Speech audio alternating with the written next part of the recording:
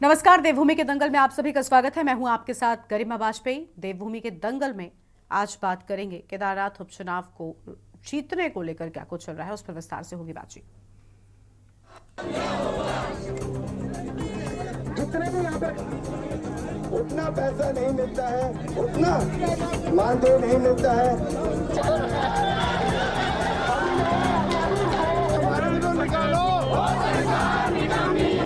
Mood खराब कर दिया।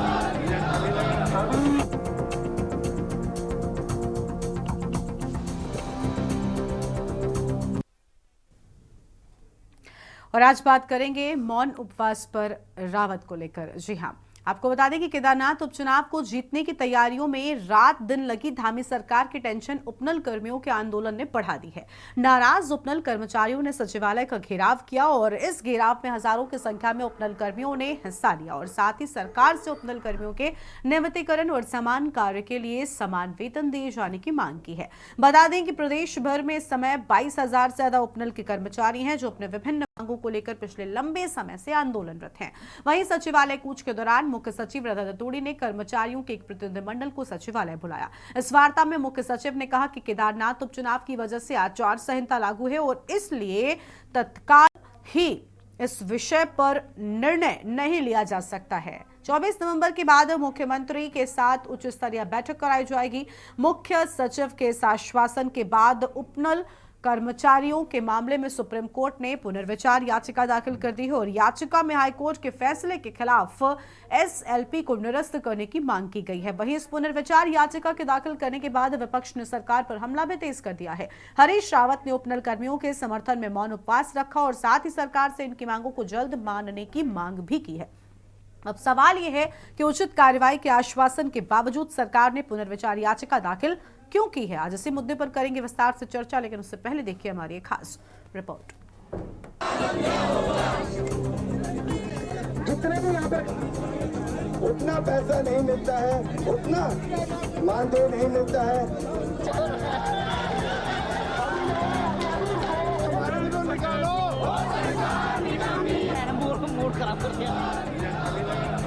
उत्तराखंड के विभिन्न विभागों में तैनात 22,000 से ज्यादा उपनल कर्मचारियों ने एक बार फिर आंदोलन की राह पकड़ ली है। नाराज उपनल कर्मचारी पिछले लंबे समय से नियमितीकरण और समान कार्य के लिए समान वेतन दिए जाने की मांग कर रहे हैं। सरकार से हाईकोर्ट के आदेश के अनुपालन की मांग कर रहे हैं, लेकिन सरकार की ओर से अब तक कोई उचित कार्रवाई न होने से कर्मचारियों में काफी नाराजगी है। नाराज उपनल कर्मचारियों ने सचिवालय का कूच किया। इस कूच के दौरान भारी हंगामा हुआ तो वहीं कांग्रेस ने भी लगे हाथ इस आंदोलन को समर्थन देकर सरकार पर दबाव बनाना शुरू कर दिया है। मैं महासंघ से प्रदेश कार्यकारी अध्यक्ष हूँ। मैं इस वक्त मेरा नाम है। हम लोगों को बड़ा दुर्भाग्य है कि राज्य सरकार को हाईकोर्ट ने वर्ष 2018 में निर्णय दिया था कि इन कर्मचारियों को समान काम समान वेतन मिले, नियमित चरणबद्ध तरीके से नियमित किया जाए। उसके विपरीत राज्य सरकार एसएलपी लेकर सुप्रीम कोर्ट गई। अभी 18 अक्टूबर 2024 को सुप्रीम कोर्ट से भी एसएलपी राज्य सरकार की खारिज हो गई है और यह आदेश हुआ है कि जो हाईकोर्ट का आदेश है उस सभी कर्मचारियों पर पालन किया जाए। कोर्ट में जो निर्णय हाईकोर्ट ने उपनल कर्मचारियों के बारे में 2018 में दिया था, उसके खिलाफ राज्य की सरकार सुप्रीम कोर्ट गई। सुप्रीम कोर्ट में 6 साल के लंबे इंतजार के बाद जब सुप्रीम कोर्ट ने राज्य सरकार की याचिका खारिज कर दी, अब राज्य की सरकार को जिद में नहीं लड़ना चाहिए। सरकार को सुप्रीम कोर्ट का, हाई कोर्ट का सम्मान करना चाहिए और चरणबद्ध तरीके से उपनल कर्मचारियों के समायोजन के लिए नीति बनानी चाहिए। देखिए, ये बड़े जटिल विषय हैं और जब मैं सरकार की बात सोचता हूँ कि सरकार में बैठ के कैसे काम होता है, अब इस प्रदेश में एक बड़ी विचित्र स्थिति बनी हुई है। पहले हम लोगों को कॉन्ट्रैक्ट बेसिस पे लगाते हैं या उपनल के माध्यम से लगाते हैं, पीआरडी के माध्यम से लगाते हैं और कई बार आउटसोर्स एजेंसी के माध्यम से लगाते हैं। उस समय एक स्थिति रहती है, किस तरह आप हमको लगा दीजिए। उस समय की जो सेवा शर्तें होती हैं उसमें बड़ा स्पष्ट होता है कि ये टेम्पररी अरेंजमेंट है, अस्थायी नियुक्तियाँ हैं और जब हम कुछ समय तक काम कर लेते हमारी संख्या बढ़ जाती है, फिर हम आकर उसको एक संगठन बनाकर उसको करके फिर परमानेंट की मांग करते हैं। ये बात सही है कि जो लोग हैं, जो भी सेवाओं में हैं, वो भी हमारे अपने लोग हैं, राज्य उनका भी है और हर किसी को आर्थिक संसाधन चाहिए। आपको बता दें कि प्रदेश भर में इस समय 22,000 से ज्यादा उपनल के कर्मचारी हैं जो अपने विभिन्न मांगों को लेकर पिछले लंबे समय से आंदोलन कर रहे हैं। वहीं सचिवालय कूच के दौरान मुख्य सचिव राधा दतूड़ी ने कर्मचारियों के एक प्रतिनिधिमंडल को सचिवालय बुलाया। इस वार्ता में मुख्य सचिव ने जल्द मुख्यमंत्री के साथ उच्च स्तरीय बैठक कराने का आश्वासन दिया। वहीं इस आश्वासन के बीच धामी सरकार ने उपनल कर्मियों के मामले में सुप्रीम कोर्ट में पुनर्विचार याचिका दाखिल कर दी है। याचिका में हाईकोर्ट के फैसले के खिलाफ SLP को निरस्त करने की मांग की गई है, जिसके बाद राज्य में सियासत भी गर्मा गई। हरीश रावत ने उपनल कर्मचारियों के समर्थन में मौन उपवास रखा और साथ ही सरकार के इस निर्णय को कर्मचारियों के साथ विश्वासघात बताया है। ये धोखा भी है उनके साथ और अन्याय भी है। आप अपने कर्मचारियों के साथ कैसे अन्याय कर सकते हो? हाईकोर्ट ने एक रास्ता सुझाया है, उसको मानना चाहिए। पहले हमारी सरकार ने भी एक रास्ता बनाया था जिसको उपनल कर्मियों ने उसमें नहीं माना था। यदि मान लेते तो आज तक सारे उपनल कर्मी नियमित हो जाते। लेकिन अब जो भी है उन्होंने और हमारे जो ये अंशकालिक टीचर हैं, अतिथि शिक्षक, ये लोग उस समय हमारे वो उजाड़ू बल्दों के कहने पर भड़का आ गए और इसलिए गलत रास्ता पकड़ लिया उन्होंने। बिल्कुल, अगर उनको चिंता होती है, उनको अंतर्मन में झांकना चाहिए कि आदरणीय रावत जी, आपकी कृपा से तो वो हाईकोर्ट गए थे, आपकी सरकार थी। 2018 में जो निर्णय हाईकोर्ट का आया था, आखिर वो उन्होंने दायर कब की थी? आपके कार्यकाल में वो उनकी अगर आप नियमित कर लेते तो वो कोर्ट न जाते। आज आप केवल लोक दिखावा करने के लिए दोषी आप हैं, दोष आपका है और भुगतना औरों को पड़ रहा है। तो ये अगर आपने उस समय उनके पक्ष में निर्णय किया होता तो आज ये सड़कों पर न होती। कुल मिलाकर उपनल कर्मचारियों के मामले में एक बार फिर सियासत गर्मा गई है। उपनल कर्मचारियों के साथ विपक्ष के दबाव ने सरकार के टेंशन को बढ़ा दिया है। इसी बीच सरकार की ओर से उपनल कर्मियों के मामले में सुप्रीम कोर्ट में दाखिल की गई पुनर्विचार याचिका के बाद सरकार पर हमला तेज हो गया है। सवाल ये है कि क्या उपनल कर्मियों की समस्या का समाधान सरकार के पास है? क्या इन कर्मचारियों का आंदोलन ऐसे ही जारी रहेगा या कोई समाधान भी निकलेगा? Uttarakhand desk report.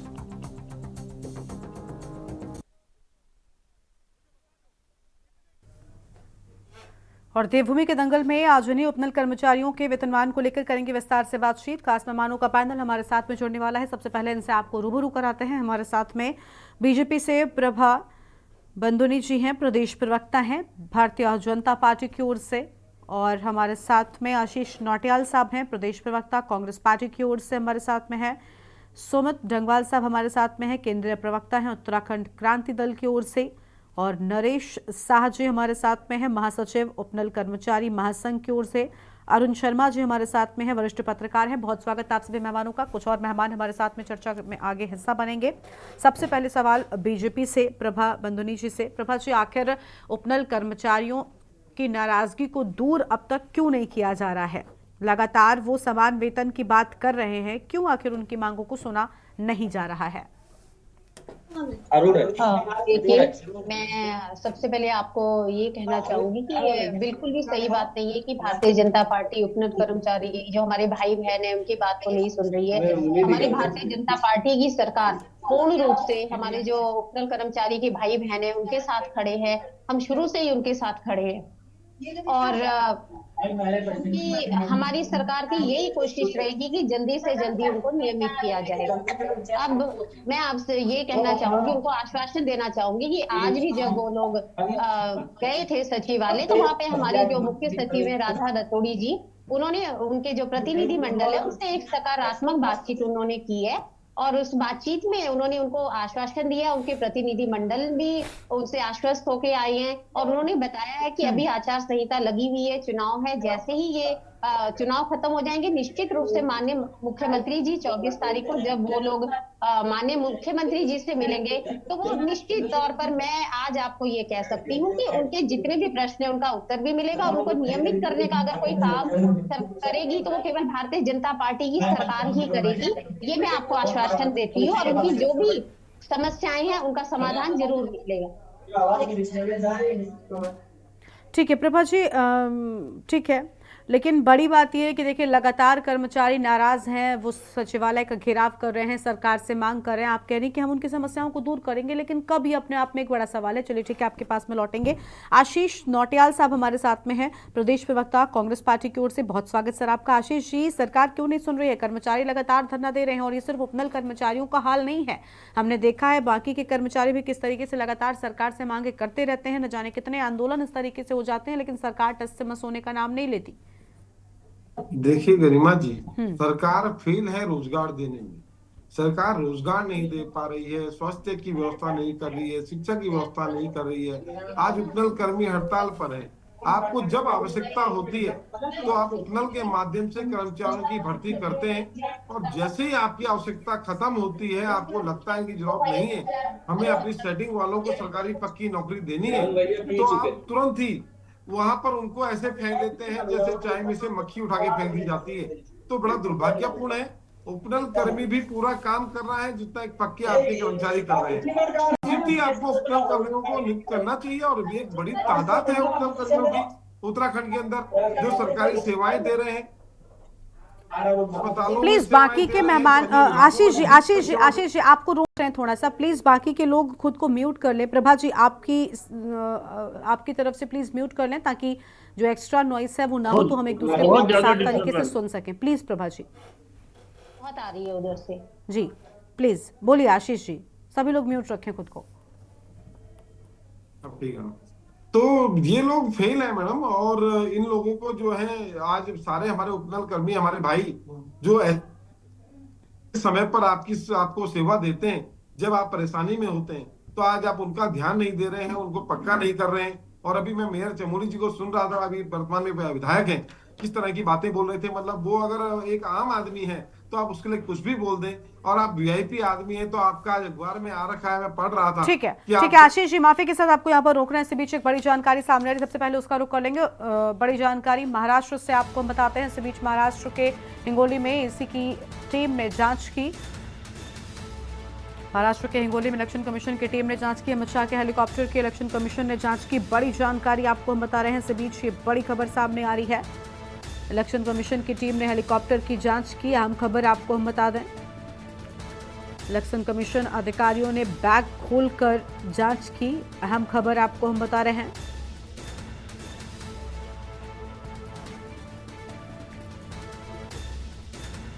अमित शाह के हेलीकॉप्टर की इलेक्शन कमीशन ने जांच की। अहम खबर आपको हम बता रहे हैं, इलेक्शन कमीशन की टीम ने हेलीकॉप्टर की जांच की है। महाराष्ट्र से बड़ी जानकारी सामने आई है।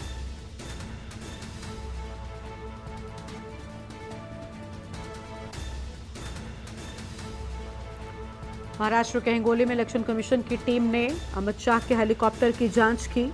बड़ी खबर आपको हम बता रहे हैं। और इसी खबर पर बातचीत के लिए हमारे साथ हमारे संवाददाता चंद्रभान मौर्य जुड़ चुके हैं। चंद्रभान, अमित शाह के हेलीकॉप्टर की जांच की गई है इलेक्शन कमीशन की ओर से, क्या वजह थी और किस बिना पर इस जांच को क्या कोई जानकारी मिल सकी है क्या? जी, दरअसल कुछ दिन पहले उद्धव ठाकरे का एक वीडियो वायरल हुआ था कि उनकी जांच इलेक्शन कमीशन के जो फ्लाइंग स्क्वाड है वो कर रहे थे। तो उद्धव ठाकरे ने उसको बड़ा एक मुद्दा बना दिया था कि सिर्फ महाराष्ट्र के विरोधी पक्ष नेताओं का ही जांच इलेक्शन कमिश्नर कर रहा है। मोदी आ रहे हैं तो उनकी जांच नहीं होती है, अमित शाह आते हैं तो उनकी जांच नहीं होती है, नितिन गडकरी आते तो उनकी जांच नहीं होती है। लेकिन इलेक्शन कमिश्नर ने बीच में एक वीडियो खुद से वायरल किए थे कि हम हमारा काम कर रहे हैं, हम सबका हेलीकॉप्टर की जांच हो रही है और ये चुनाव आयोग किसी को रियायत नहीं बरत रहा है। तो उसी के उपलक्ष्य में आज अमित शाह का भी दौरा था, तो अमित शाह का भी हेलीकॉप्टर की पूरी जांच की गई, एक रूटीन प्रक्रिया करके चुनाव आयोग का कहना है। ठीक है, बहुत शुक्रिया आपका हमारे साथ जुड़ने के लिए चंद्रभान, हम जानकारी के लिए। तो ये बड़ी खबर, अमित शाह के हेलीकॉप्टर के इलेक्शन कमीशन की ओर से जांच की गई है। तस्वीरें भी सामने आई है, महाराष्ट्र के हिंगोली में इलेक्शन कमीशन की टीम पहुंची और अमित शाह के हेलीकॉप्टर की जांच की है। बड़ी खबर, तस्वीरें भी सामने आई हैं।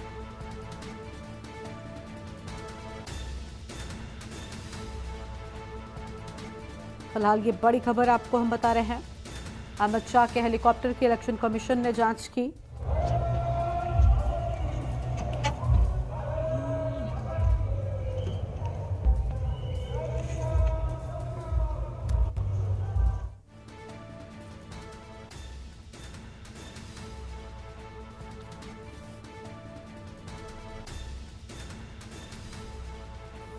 बड़ी खबर आपको हम बता रहे हैं।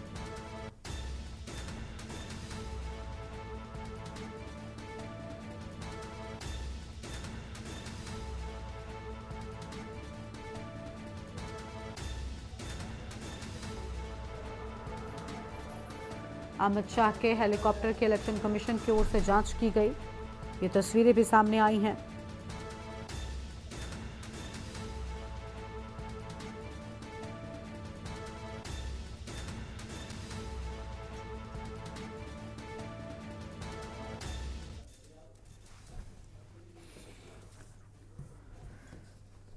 और वापस से अपनी चर्चा की शुरुआत करते हैं। खास मेहमान हमारे साथ में जुड़ चुके हैं।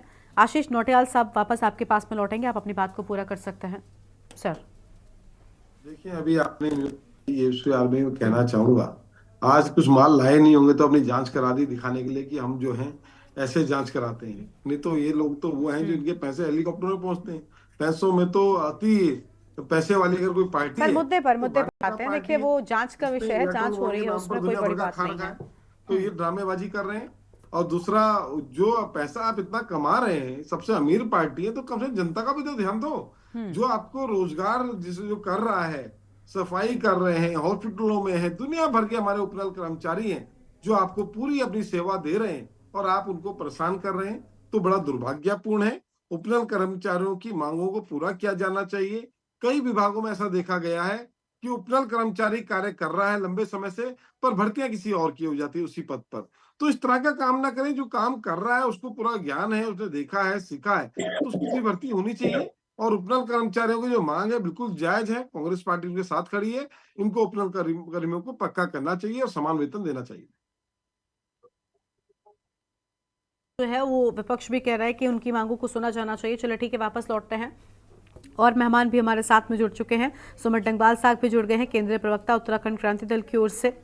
लेकिन उससे पहले नरेश शाह जी को जोड़ लेंगे, खुद महासचिव हैं उपनल कर्मचारी महासंघ के ओर से। बहुत स्वागत सर आपका।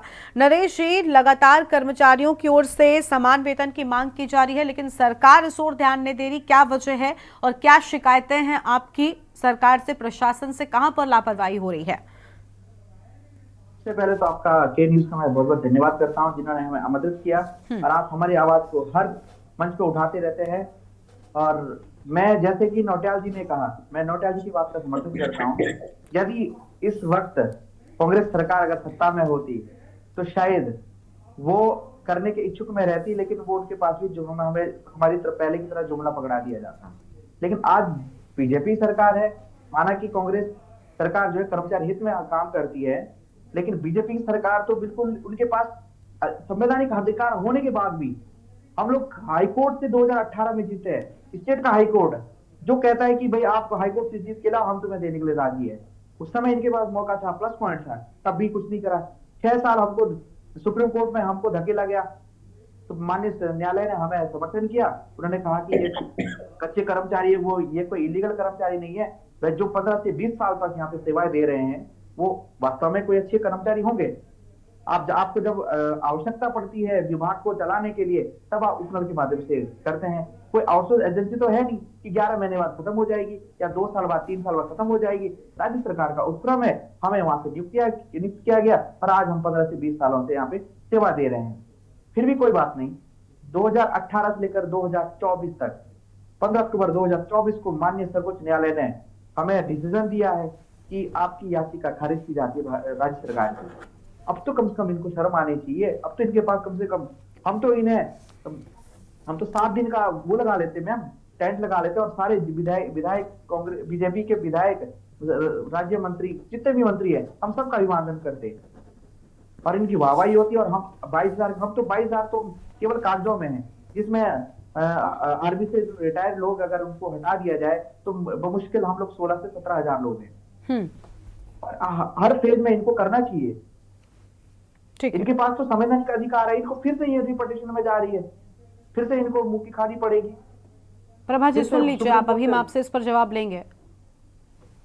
ठीक है, चलिए ठीक है नरेश जी, आपके पास में लौटेंगे। सुमित डंगवाल साहब हैं केंद्रीय प्रवक्ता उत्तराखंड क्रांति दल की ओर से। सुमित जी बहुत स्वागत आपका भी। सुमित जी, कर्मचारियों की नाराजगी लगातार सामने आ रही है, उपनल कर्मचारियों की ओर से प्रदर्शन, लेकिन इसके अलावा बाकी के कर्मचारी भी हम देखते हैं लगातार सरकार के खिलाफ प्रदर्शन करते रहते हैं। सरकार से नाराजगी जो है वो कैसे हो सकती है, मतलब, और सरकार क्यों आखिर इन कर्मचारियों की ओर ध्यान नहीं देती? क्या वजह है कि आखिर एक एक कर अलग अलग विभागों के कर्मचारी सरकार के खिलाफ धरना देने लग जाते हैं? ये मैडम जो संविदा पे जो कर्मचारी लगते हैं उनकी आयु तो 3 साल तक की होती है, लेकिन जो अभी ये ओपनल में लगे हुए हैं ये तो परमानेंट बेस पे हैं। लेकिन सरकार का ध्यान केवल अभी इन्हीं चीज पे है कि हमारी जो आमदनी होनी है, हमें जो इजाफा होना है वो किस हिसाब से होना है। उन्हें जनता से कोई वो नहीं है, उन्हें जनता की कोई चिंता नहीं है कि जनता क्या कर रही है, जनता का क्या होना है। लेकिन जो भी मंत्री पद पर बैठे हैं वो सिर्फ अपने बारे में ही सोच रहे हैं और अपने आने वाली पीढ़ी के बारे में सोच रहे हैं, क्योंकि उन्होंने अभी इस समय इतना इकट्ठा कर लिया है अपने लिए कि वो आने वाली 7 पीढ़ी तक कमा सकते हैं। लेकिन जो उत्तराखंड में बेरोजगार युवा घूम रहा है उनकी कोई चिंता नहीं है। ये आपका जो संविदा वाला है वो घूम रहा है, उसकी कोई चिंता नहीं है। सबसे बड़ी बात है, हर चीज की ये बात करते हैं, लेकिन इन्होंने आज तक जब आरक्षण की बात करते हैं तो आरक्षण किसको देते हैं? आरक्षण भी ऐसी कैटेगरी में देते हैं जैसे महिलाओं के लिए अभी बीच में बात करी थी इन्होंने 50% आरक्षण, लेकिन उसका कहीं पीओ पास नहीं हुआ है। ये केवल यहाँ की जनता को भरपाने का काम कर रहे हैं। इन्हें खाली एक वो दिखाते हैं उत्साह कि हम तुम्हारे लिए कुछ कर रहे हैं, लेकिन धरातल पर अभी ऐसा कुछ नहीं है। ठीक है नरेश शाह जी, आपका कहना है कि नरेश शाह जी को भी हमने सुन लिया। अरुण शर्मा जी के पास में जाएंगे, वरिष्ठ पत्रकार हैं। बहुत स्वागत सर आपका भी। अरुण जी, नाराजगी सबकी है, विपक्ष एक तरफ, लेकिन अभी हमने सुना नरेश जी ने किस तरीके से कहा कि सर लंबे वक्त से हम इस तरीके की चीजें कर रहे हैं लेकिन सरकार सुनना ही नहीं चाहती है।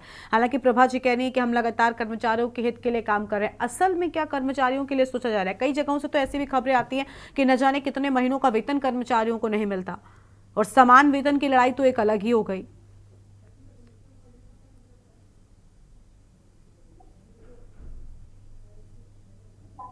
अरुण जी, आपकी आवाज नहीं मिल रही है, अनम्यूट कीजिए प्लीज पहले।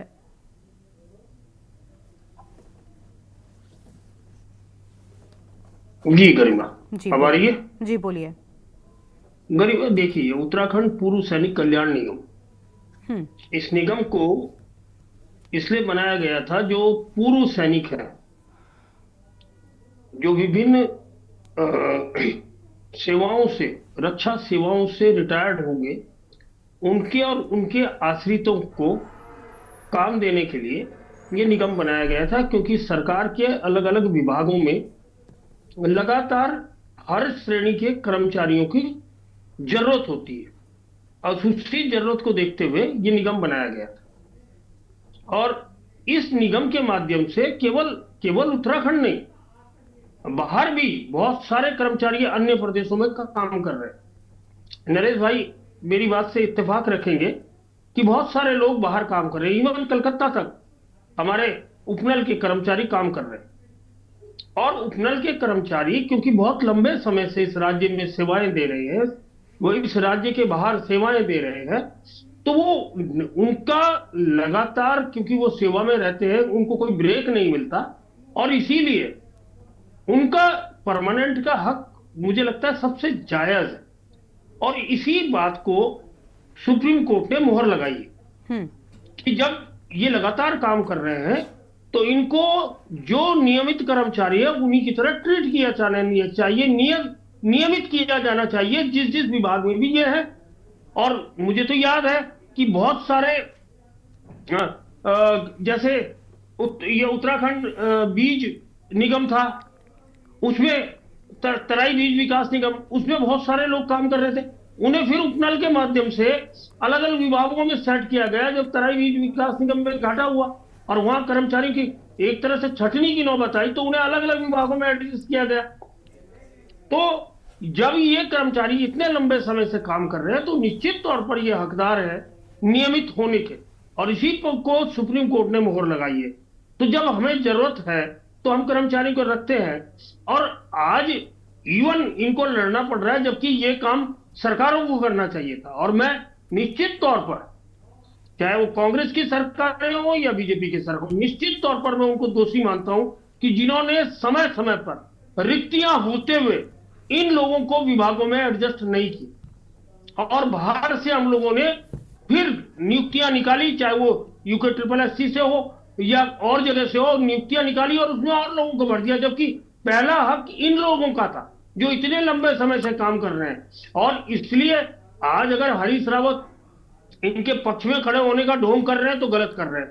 उनको पूरा मौका था इनको नियमित करने का, वो कर सकते थे, लेकिन चूंकि एक आदत हो गई है अब हमारे यहाँ पॉजिटिव चीजें की नहीं सोचते, हम नेगेटिविटी की तरफ बढ़ते हैं कि आज अगर हमने देखा कि कोई बड़ा आंदोलन हो रहा है तो उसमें कूद जाओ क्योंकि वो सरकार के खिलाफ है। सरकार को भी ये चाहिए कि इन लोगों को बुलाकर सहानुभूति पूर्वक बात करें, जैसे कि आपकी रिपोर्ट में भी बताया है कि 24 तारीख को केदारनाथ चुनाव निमट जाने के बाद इनकी मुख्यमंत्री से भेंट लगभग तय है। तो निश्चित तौर पर हमारा मानना है कि इनको लेकर कोई सकारात्मक परिणाम सरकार निकालेगी, यही उम्मीद है। जी गरिमा। बिल्कुल, देखिए यही उम्मीद है कि सरकार का ध्यान इस ओर जाएगा और कम से कम इन कर्मचारियों के हित के लिए सरकार की ओर से कोई कदम बढ़ाए जाएंगे। देवभूमि के दंगल में इसी पर करेंगे विस्तार से चर्चा। उससे पहले एक छोटे से ब्रेक के लिए यहाँ पर रुकते हैं, जल्दी लौटेंगे। नहीं मिलता है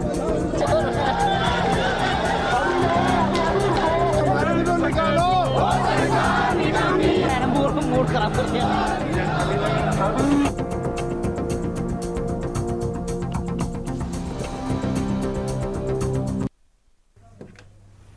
ब्रेक के बाद आप सभी का स्वागत है। उपनल कर्मचारियों के वेतनमान को लेकर हम कर रहे हैं विस्तार से बातचीत। खास मेहमानों का पैनल हमारे साथ में लगातार बना हुआ है। प्रभा बंदुनी जी के पास में एक बार फिर से जाएंगे। प्रभा जी, देख लिया आपने किस तरीके की शिकायत लगातार यहाँ पर है। अभी जब नरेश जी बोल रहे थे मैंने कहा था आप ध्यान से सुन लीजिए, उनकी ओर से बड़े इल्जामात और बड़े आरोप लगाए गए हैं। क्या कहना चाहेंगी? सरकार, देखिए आपको ध्यान देना चाहिए था। अरुण जी ने भी वही कहा कि आप अगर चाहें तो जिस तरीके से कर्मचारी लगातार काम करते हैं इन्हें कम से कम उनके वेतन को तो समय पर मिलना चाहिए और जितना वो डिजर्व करते हैं उतना मिलना चाहिए। क्यों आखिर सरकार ध्यान नहीं दे रही है? अनम्यूट कीजिए मैम, अनम्यूट कीजिए पहले।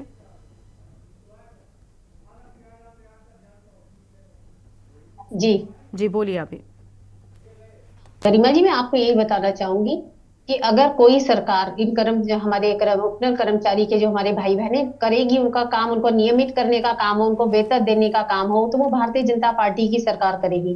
अभी मेरे कांग्रेस के भाई कह रहे थे कि इनको कर देना चाहिए, तो मैं ये बोलूंगी कि ये जो आंदोलन शुरू हुआ है, क्या ये भारतीय जनता पार्टी की सरकार में शुरू हुआ है? जब आपकी पार्टी की सरकार थी, आपकी वजह से इन लोगों को आज कोर्ट के दरवाजे पर जाना पड़ा। पहले तो मेरा जवाब आपके लिए ये है। दूसरा, आप स्वास्थ्य के बारे में बात, जी नहीं नरेश जी, मैं आपकी बात पर आ रही हूँ। मेरे को पता है आपकी समस्याएं हैं। जी, आप आज आंदोलन की बात कर रहे हैं ना, आज हम आंदोलन तो कर ही नहीं रहे। आपने कहा कि आंदोलन के माध्यम से हम इनको कुछ देंगे ही नहीं। आज हम संवैधानिक रूप से, मैम, सुप्रीम कोर्ट से आपकी याचिका खारिज हुई है।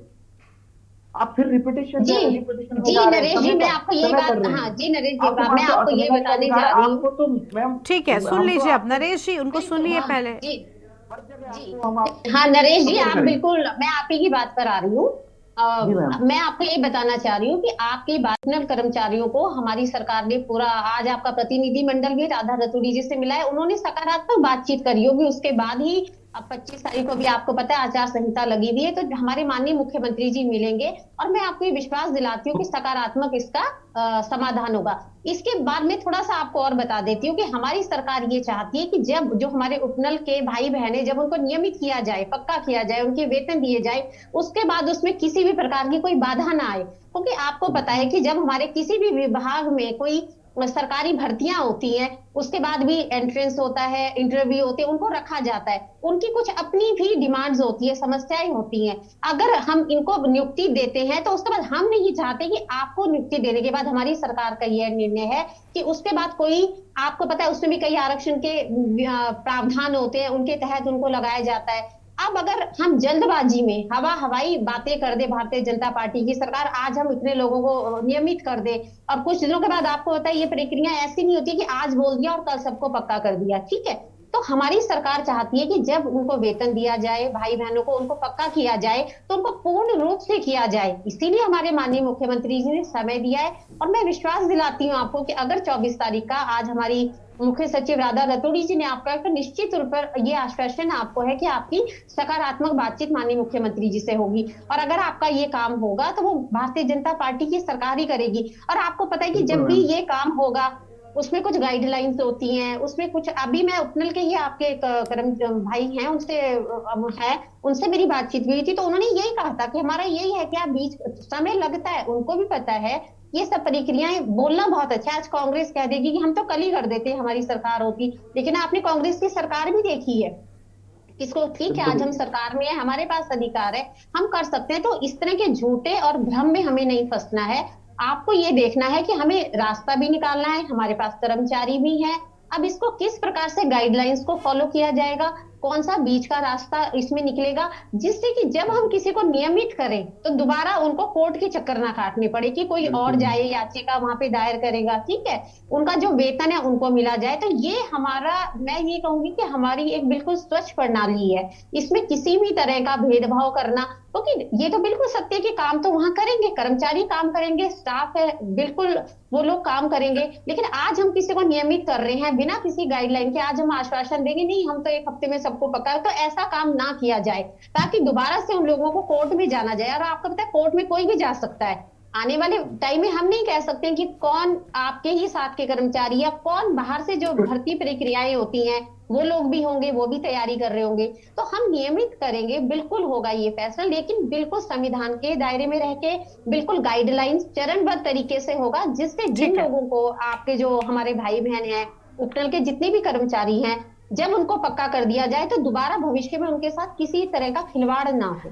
तो ये हमारी सरकार का मानना है। मुझे तो नहीं लगता कि अब कोई इस मैटर में कोई कोर्ट चला जाएगा, क्योंकि सुप्रीम कोर्ट से न्याय मिला है हमें, बस हमें बिल्कुल बिल्कुल बिल्कुल बिल्कुल होगा है, हमें उनसे ही अनुरोध है और उनसे उन्हीं पे हमें आशा है। निश्चित तौर पर आप निश्चित रहिए, माननीय मुख्यमंत्री जी से आपका अभी प्रतिनिधि मंडल मिलेगा, आप निश्चित रहिए, क्योंकि अगर आप हमारी सरकार के अभी तक भी नहीं, ये खोखले वादे करना, झूठी गंगा की कस्में खाना, ये भारतीय जनता पार्टी की परंपरा नहीं है कि अभी भी ये झूठा प्रचार आप देख लीजिए, केदारनाथ चुनाव में कांग्रेस पार्टी करती है, पहले कुछ कहती है फिर वादे करना, ये भारतीय जनता पार्टी की परंपरा नहीं है।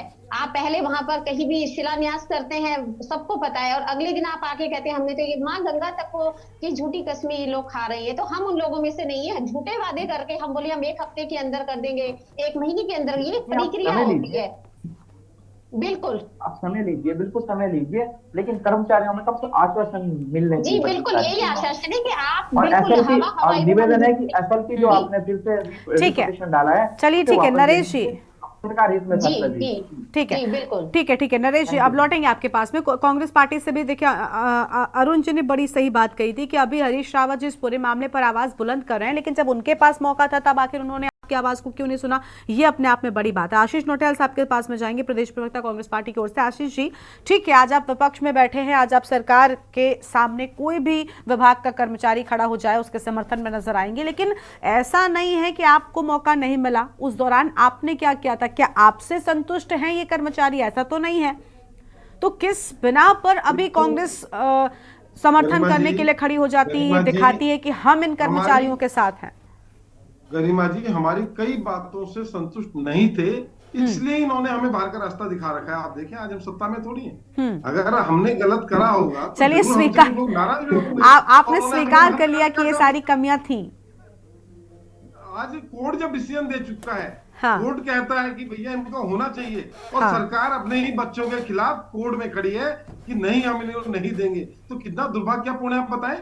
राज्य कर्ज के ऊपर कर्ज लिए जा रहा है, आप 2014 का कर्ज देख लें और आज का कर्ज देख लें, राज्य कर्ज के ऊपर कर्ज ले रहा है और सिर्फ सड़क बनाने को विकास बोल रहा है। कर्ज नहीं ले रहा है, अगर आप राज्य की विकास कर देखिए, राजस्व में कितनी बढ़ोतरी हुई है आज, पहले जब राज्य अब एक एक करके प्रभा जी प्लीज सुन लीजिए, अब ऐसे दोनों लोग एक साथ बोलेंगे तो हम नहीं सुन पाएंगे ना किसी को भी, फिर आपके टाइम पे कैसे ये वर्क होगा।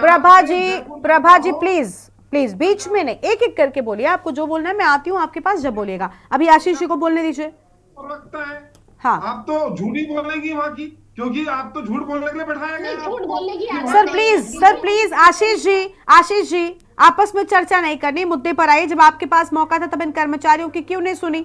आज आपको याद आ रहा है, और ये थोड़ी है कि आज आपने स्वीकार कर लिया कि इसीलिए हम सत्ता से बाहर हैं। लगा रहे हैं। झूठे आरोप क्या? आप झूठे लोग हैं। प्रभा जी प्लीज शांत हो जाइए। प्रभा जी आपस में इस तरीके से बहस नहीं करनी है, मुद्दे पर चर्चा कीजिए प्लीज। हरीश रावत जी मौन धारण कर देते हैं, आप मुद्दे पे मौन धारण करके बैठ जाते हैं। बोलना चाहिए, आपकी बात पे जनता वाकिफ है, सब कर्मचारी के बेईमान थे। आप लोग आपकी सरकार की ये सब क्योंकि आप हैं, आपने करके दिखाया, सिद्ध करके दिखाया है। प्रभा जी आपको आवाज मिल रही है मेरी? प्रभा जी आप सुन पा रही हैं क्या? प्रभा जी मैडम आपको आवाज मिल रही है? सर प्लीज प्रभा जी को म्यूट कर दीजिए। प्रभा जी को म्यूट कर। प्रभा जी आपको सुनाई नहीं दे रहा, मैं आपसे कह रही हूँ कि शांत हो जाइए प्लीज। आशीष जी और मुद्दे पर आइए। आप प्रभा जी से बहस करने के लिए आज यहाँ पर चर्चा में आए हैं क्या? मैंने आपसे एक सवाल पूछा, आपके पास उनका जवाब नहीं मिला। कौन झूठा है कौन सच्चा, इस पर बहस मत कीजिए। किसी पर व्यक्तिगत कोई भी टिप्पणी कोई नहीं करेगा। प्लीज मुद्दे पर आइए। सर उसका जवाब नहीं है आपके पास। और प्रभा जी आप बीच में बोलेंगे नहीं, आप शांत हो जाइएगा प्लीज। जब मैं आपके पास आऊं सिर्फ तब बोलिएगा। बोलिए आशीष जी जल्दी से। देखिए गरिमा जी, मैंने सीधा जवाब दिया कि अगर हमसे गलती हुई है तो जनता ने हमें बाहर का रास्ता दिखाया है। मैंने ये बात बोली है ना, हम नहीं कर पाए। लेकिन जब आज कोर्ट भी बोल चुका है कि इनको पक्का करें, तो सरकार इन बच्चों के खिलाफ कोर्ट पे जा रही है। सरकार जा रही है कि हम दे ही नहीं सकते। अरे क्यों नहीं दे सकते? आप उस शासन काल को याद करें, उस समय को याद करें जब एक सोच थी कि कर्मचारी को नौकरी तो देनी ही देनी है, साथ में पेंशन भी देनी है। जब 60 साल में रिटायर होगा तो इसके घर का पालन पोषण कैसे चलेगा, उस सोच को भी देखिए। एक सोच वो थी और एक सोच ये है जो उपनल के थ्रू भर्ती करती है, उसके बाद पक्का करने की हिम्मत नहीं, अपने ही बच्चों के खिलाफ जो है कोर्ट में जा रहे हैं। बड़ा दुर्भाग्यपूर्ण है। पैसे की कमी नहीं है, पैसा पूरा है, पर कमी अगर है तो इच्छाओं की है। इनकी इच्छा ही नहीं है कि कोई आगे पढ़े, बढ़े, आगे बढ़े, क्योंकि अनपढ़ रहेगा इंडिया तभी तो भाजपा को वोट देगा इंडिया। इनको अनपढ़ इंडिया चाहिए। इनको जरा की राजनीति करनी है। इनको राजनीति करनी है, देख तू मर जाएगा, तू कट जाएगा, क्योंकि इन्हें रोजगार से मतलब नहीं है। इन्हें लोगों को डराने से मतलब है, लोगों को गरीबी में धकेल रहे हैं। और बात करते हैं हमने कनेक्टिविटी जोड़ दी, हवाई जहाज ले आए। अरे आपने जो बेचारे बसों में भी चल रहे थे, उनसे बसों में भी जाने छीन रहे हैं। आपकी बस में भी ना चल पाए। बसें देखिए किस हालत में है रोडवेज की, कितनी पुरानी बसें। एक प्राइवेट आदमी के लिए तो आप नियम बना देते हैं कि आपकी गाड़ी 10 साल पुरानी है तो बाहर हो जाएगी, पर आपकी रोडवेज की बसें बाहर नहीं होंगी। तो आप जनता की जान, आज उपनल कर्मचारी बिल्कुल जायज मांग के लिए खड़ा है और उनकी मांग के साथ हम खड़े हैं। और मुझे लगता है हम ही नहीं, सभी खड़े होंगे। जिनको भी देश के युवाओं के, राज्य के युवाओं के प्रति पीड़ा है, तो वो युवाओं के साथ खड़ा होगा। और हम भी खड़े हैं। युवाओं को न्याय मिलना चाहिए। सरकारें कोर्ट कचहरी और अपनी सफाई देनी बंद करे, सरकार ने तुरंत पक्का करे, इनको न्याय दे, ये हमारी सरकार से मांग। चलिए बिल्कुल बहुत अच्छी मांग है, लेकिन वही बात है ना कि हमने जब आपसे सवाल किया कि आखिर आपके वक्त पर ऐसा क्यों नहीं हुआ, तो उस चीज को स्वीकार करते हुए जाइए ना, वो बड़ी बात हुई। चलिए ठीक है, आपके पास में लौटेंगे। अरुण शर्मा जी के पास में फिर से जाएंगे। अरुण जी, बड़ा सबसे आसान तरीका होता है ये कह देना कि हाँ हमारी गलती थी, और आशीष जी ने वही अपनाया। लेकिन क्या आज जो समर्थन दिख रहा है वो राजनीति नहीं है सर? निश्चित तौर पर गरिमा, ये तो सब कुछ सामने दिख रहा है। अब मैं इस प्रदेश में हरीश रावत से ज्यादा नौटंकी कोई नहीं करता।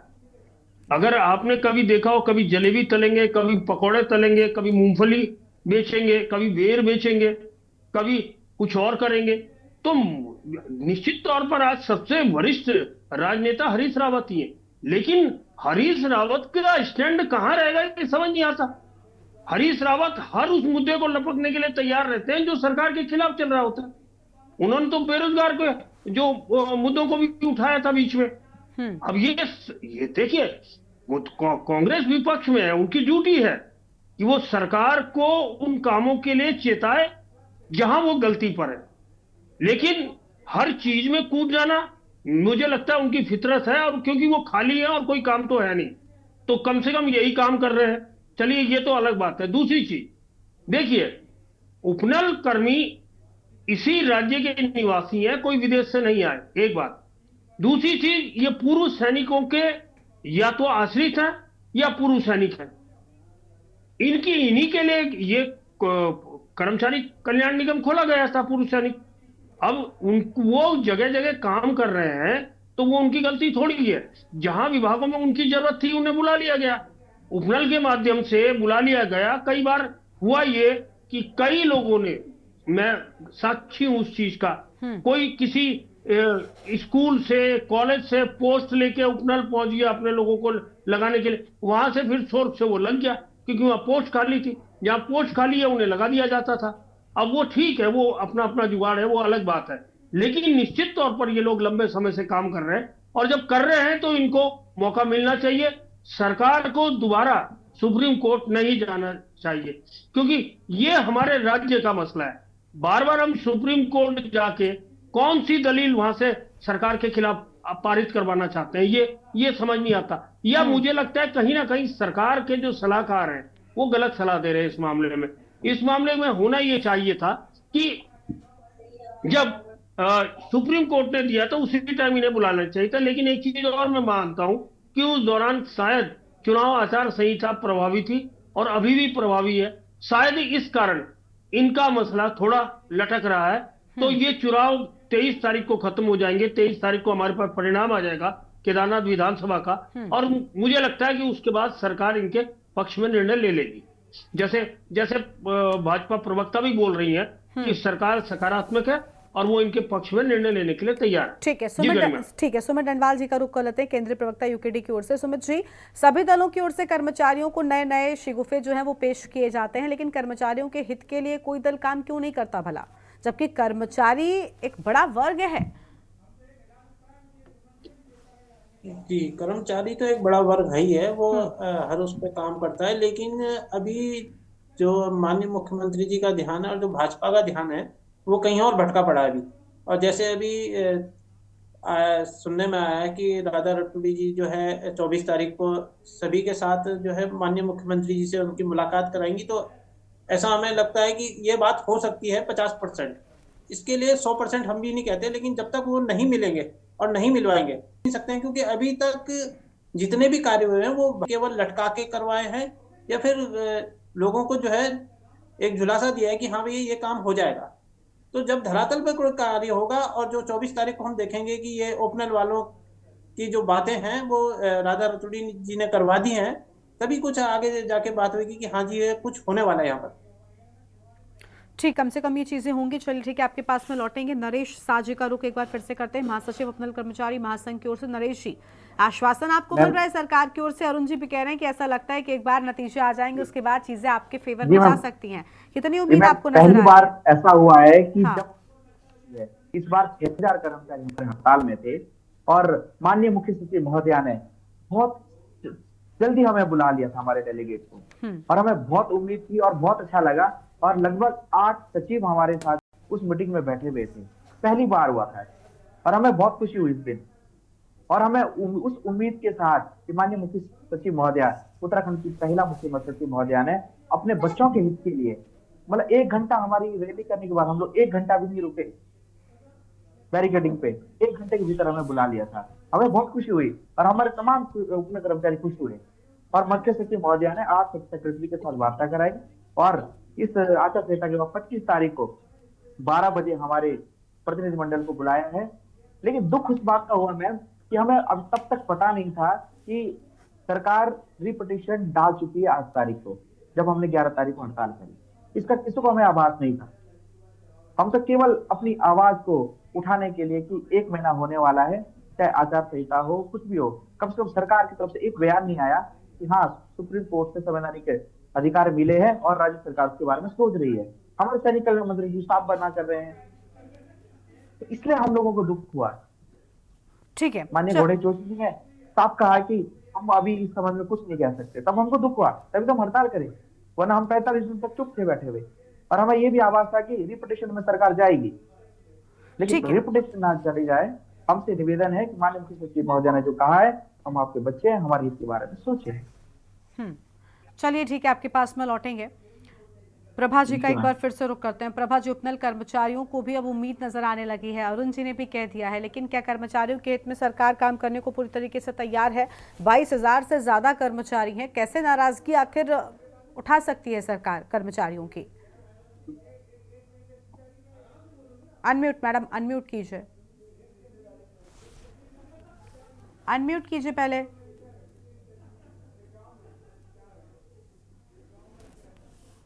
आवाज जी बोलिए, बोलिए बोलिए बोलिए मैम। हाँ जी गरिमा जी, मैंने आपको पहले भी यही बात कही है कि हमारी सरकार का जो रुख है वो बिल्कुल साफ है कि हम कर्मचारियों के साथ खड़े हैं। और आज अभी नरेश जी ने खुद बताया कि आज से पहले उनकी इतनी सकारात्मक बात नहीं हुई है। और मुझे लगता है कि जब इतना अच्छा पैनल है जो इनकी बात सुन रहा है, वो अपने में बहुत सक्षम पैनल है, तो उन्होंने आज जो भी वार्ता उनसे की होगी कि बहुत ही अच्छी वार्ता उनके साथ हुई होगी। और उन्होंने कहा भी है कि माननीय मुख्यमंत्री जी से भी उनको बता दिया गया है कि जैसे ये चुनाव के नतीजे आएंगे उनकी सकारात्मक उनसे बात करवाई जाएगी। और दूसरा, मैंने आपको पहले ही कहा है कि भारतीय जनता पार्टी का काम केवल किसी को सपने दिखाना नहीं है। अगर हम कोई वादा करते हैं तो उसके बाद उसको पूरा करने की तरफ भी हम कदम बढ़ा देते हैं।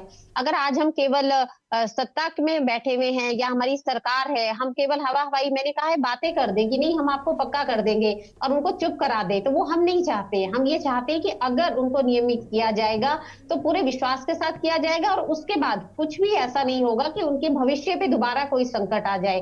तो इसलिए इस किसी भी ये जो मुद्दा या कर्मचारियों का है तो इसको बहुत संवेदनशीलता के साथ हमें आगे भी बढ़ना है। इसके लिए हम कह सकते हैं जो भी गाइडलाइंस होती हैं पक्का करने की, उन सब पे भी विस्तार से चर्चा करनी है ताकि भविष्य में कोई उनके ऊपर, उनकी जो नौकरी है उसके ऊपर दोबारा से किसी भी प्रकार का कोई संकट ना आ पाए। तो मैं इनको विश्वास दिलाती हूँ कि जब हमारे माननीय मुख्यमंत्री जी के साथ ये बैठक करेंगे तो निश्चित तौर पर कोई ना कोई अच्छे से अच्छा इनको परिणाम मिलेगा। इसका मुझे पूरा, मैं आश्वस्त हूँ इस बारे में कि आप उनसे बात करिएगा। उसके बाद अब आपको इसमें निश्चित रहिएगा कि ये काम अगर कोई करेगी तो वो भारतीय जनता पार्टी की सरकार करेगी, क्योंकि हम जो कहते हैं वो करते हैं। और हमारे भाई बहन है, हमारे राज्य के कर्मचारी हैं, तो निश्चित तौर पर हमारी सरकार उनके साथ खड़ी है। ठीक है, राज्य सरकार कर्मचारियों के हित में कितना काम करती है, देखिए ये तो बहुत जल्द देखना होगा। नरेश जी, सभी की ओर से समर्थन है, विपक्षी कह रहे हैं कि हमें मौका मिला लेकिन उस दौरान हमने गलती की, शायद यही वजह है कि आज हमें सत्ता से बाहर कर दिया गया है। सरकार समर्थन दे रही है, लेकिन आपको नहीं लगता कि कहीं ना कहीं आप लोग जब अपनी मांगे लेकर निकलते हैं, जब कर्मचारी अपनी मांगे सरकार के सामने रखते हैं, विपक्षियों का समर्थन मिलता है, तो ये भी राजनीति के लिहाज से ही होता है और कहीं ना कहीं इसी राजनीति के चलते साल दर साल ऐसे ही चीजें अटकी रह जाती हैं? मैम, इसमें कोई दोहराई नहीं है कि कांग्रेस की सरकार कर्मचारी हित में काम नहीं करती है और हमें उस समय उम्मीद भी थी और हरीश रावत जी ने उस समय समर्थन भी किया था। कुछ चीजें हमारे पक्ष में बोली गई थी। हाँ, इतना जरूर है कि अगर आज सुप्रीम कोर्ट का जो डिसीजन है और हाई कोर्ट का डिसीजन अगर कांग्रेस की सरकार का होता तो शायद हम 2018 में पक्के हो गए। भी खैर कोई बात नहीं, ये हमारे दुर्भाग्य में लिखा हुआ था। 6 साल हमें इंतजार करना पड़ा, लेकिन 6 साल बाद सुप्रीम कोर्ट से जो न्याय मिला है, हमें केवल भारतीय जनता पार्टी के, हम चाहते हैं कि आपको हमेशा कर्मचारी विरोधी कहा जाता है, इस समय आप कर्मचारी हित में काम करिए क्योंकि आपका संवैधानिक अधिकार है। इसके बाद मुझे तो लगता है कि कोई भी संगठन या कोई बेरोजगार संगठन सुप्रीम कोर्ट जाए या हाई कोर्ट जाए और हमें ऐसी आवश्यकता न पड़े कि अवमानना का हमें नोटिस आपको भिजवाना पड़े, तमाम ऐसी चीजें, केवल हमें मुख्य सचिव महोदय से उन्होंने हमारी बात को सुना है, हमें उसी पर उम्मीद और रेपुटेशन अपनी वापस ले ले तो उससे बड़ी बात और क्या हो। ठीक है, देखिए उम्मीद यही है कि जैसे आपकी मांगे हैं इनको पूरा किया जाएगा और जिस तरीके से लगातार कर्मचारी अपनी बातों को रख रहे हैं, अपनी मांगे जो है लगातार सरकार के सामने रख रहे हैं, उसमें कांग्रेस का भी समर्थन मिला, भले ही वो किसी भी भाव से मिला हो, लेकिन कहीं ना कहीं अब सरकार, यही वजह है कि जागी है और ऐसा लग रहा है कि कम से कम सरकार इन चीज़ों पर एक सख्त कदम उठाएगी। अरुण शर्मा जी का एक बार फिर से रुख कर लेंगे। अरुण जी, सरकार ने आश्वासन दिया है और सरकार की ओर से बैठी प्रवक्ता प्रभा जी भी लगातार यही कह रही है, आपने भी एक उम्मीद जताई है, लेकिन सर कर्मचारियों की ओर से लगातार अलग अलग, मैं सिर्फ उपनल कर्मचारियों की बात नहीं कर रही, अगर प्रदेश में हम देखें अलग अलग विभागों के कर्मचारी अलग अलग वक्त पर आंदोलन करते रहते हैं, कुछ वेतनमान को लेकर करते हैं, कुछ समय पर वेतन मिल जाने को लेकर करते हैं। ये लापरवाही के सरकार के लिहाज से ही होती है और कहां पर आखिर लापरवाही होती है कि कर्मचारियों को सामना करना पड़ता है? कई बार हमने देखा 4-4, 5-5 महीनों का वेतन नहीं मिलता, जिसके चलते फिर धरने तक स्थिति पहुंच जाती है, तब जाकर सरकार जागती है, जब विपक्षी बीच में आ जाते हैं, राजनीति शुरू हो जाती है। सही कह रही हैं गरिमा जी। देखिए, उपनल के जो कर्मचारी हैं ये तमाम विभागों में, अभी जब इन्होंने हड़ताल की घोषणा की तो मोटी मोटी हेडलाइन थी, दून अस्पताल की व्यवस्था चरमराई। न पर्ची बनाने वाले, न पानी पिलाने वाले, इवन कई विभागों में तो पानी के लाले पड़ जाते, पानी पिलाने वाला नहीं है वहां, कोई काम करने वाले नहीं है। अब आप हर चैनल में दिखाते हैं, जब हड़ताल होती है हर न्यूज़पेपर में वो चीज आती है, तो क्या सरकार के कानों में कोई जूं नहीं रेंगती? आखिर सरकार का तो तंत्र है उसमें सूचना का, वो उनको सारी जानकारी देता है। तमाम विभाग है, नीचे से लेके आप छोटे से कर्मचारी से लेके विभागीय सचिव, अपर मुख्य सचिव और मुख्य सचिव तक तमाम ढांचा है सरकार के पास। पर मुझे लगता है लगातार लापरवाही की वजह से, या ये कह दे इच्छा शक्ति न होने की वजह से ये स्थिति आती है। कोई कर्मचारी कभी भी हड़ताल पर नहीं जाना चाहता, लेकिन उनको मजबूर कर दिया जाता है अपनी बात रखने के लिए। और उनके पास कोई लोकतांत्रिक व्यवस्था में कौन सा तरीका है ये बताइए? अगर वो हड़ताल नहीं करेंगे तो और क्या करेंगे? किसी का कत्ल करने तो जाएंगे नहीं। या तो वो अपनी मांगों को उठाने के लिए और कम से कम सरकार तक अपनी बात पहुंचाने के लिए कर्मचारी यही रवैया जो है वो अपनाते हैं और तब जाकर सरकार जागती है। लेकिन बड़ी बात यह कि अगर इन चीजों के लिए पहले से सरकार विचार करे तो कम से कम जो काम भी, जिस पर काम पर जो असर पड़ता होगा वो शायद नहीं पड़ेगा और चीजें ठीक तरीके से चलती रहेंगी। उम्मीद है कि सरकार का इस ओर ध्यान जरूर जाएगा और इन कर्मचारियों को राहत जरूर मिलेगी। बहुत शुक्रिया सभी मेहमानों का हमारे साथ चर्चा में आने के लिए, अपनी बात रखने के लिए। तो उपनल कर्मचारियों ने नामी सरकार की टेंशन बढ़ाई, एक तरफ हरीश रावत का समर्थन मिला, लेकिन अब उम्मीद ये जताई जा रही है कि आंदोलन के बाद सरकार इन कर्मचारियों के हित में कोई कदम जरूर बढ़ाएगी। देवभूमि के दंगल में इतना ही। तमाम बड़ी खबरों के लिए आप देखते रहिए न्यूज़ इंडिया। नमस्कार।